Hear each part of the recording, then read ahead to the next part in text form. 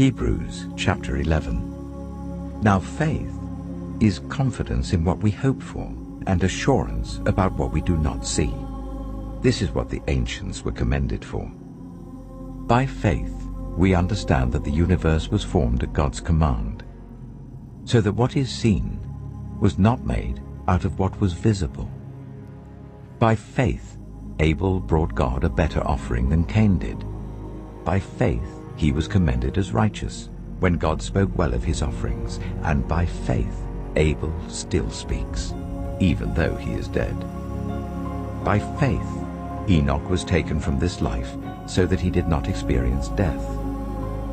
He could not be found because God had taken him away. For before he was taken, he was commended as one who pleased God. And without faith it is impossible to please God, because anyone who comes to him must believe that he exists, and that he rewards those who earnestly seek him. By faith Noah, when warned about things not yet seen, in holy fear built an ark to save his family. By his faith he condemned the world and became heir of the righteousness that is in keeping with faith. By faith Abraham, when called to go to a place he would later receive as his inheritance, obeyed and went, even though he did not know where he was going. By faith he made his home in the promised land like a stranger in a foreign country. He lived in tents, as did Isaac and Jacob, who were heirs with him of the same promise. For he was looking forward to the city with foundations, whose architect and builder is God. And by faith even Sarah, who was past childbearing age, was enabled to bear children because she considered him faithful who had made the promise. And so from this one man, and he as good as dead, came descendants as numerous as the stars in the sky and as countless as the sand on the seashore. All these people were still living by faith when they died. They did not receive the things promised.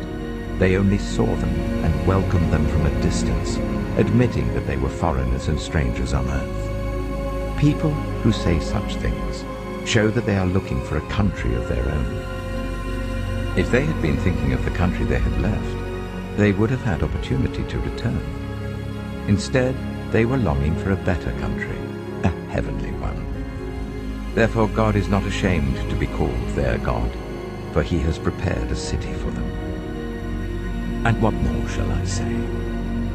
I do not have time to tell about Gideon, Barak, Samson, and Jephthah, about David and Samuel and the prophets, who through faith conquered kingdoms, administered justice, and gained what was promised, who shut the mouths of lions, quenched the fury of the flames, and escaped the edge of the sword, whose weakness was turned to strength, and who became powerful in battle and routed foreign armies.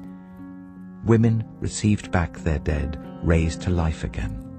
There were others who were tortured, refusing to be released, so that they might gain an even better resurrection. Some faced jeers and flogging, and even chains and imprisonment. They were put to death by stoning. They were sawn in two. They were killed by the sword. They went about in sheepskins and goatskins, destitute, persecuted and ill-treated. The world was not worthy of them. They wandered in deserts and mountains, living in caves and in holes in the ground. These were all commended for their faith, yet none of them received what had been promised, since God had planned something better for us, so that only together with us would they be made perfect.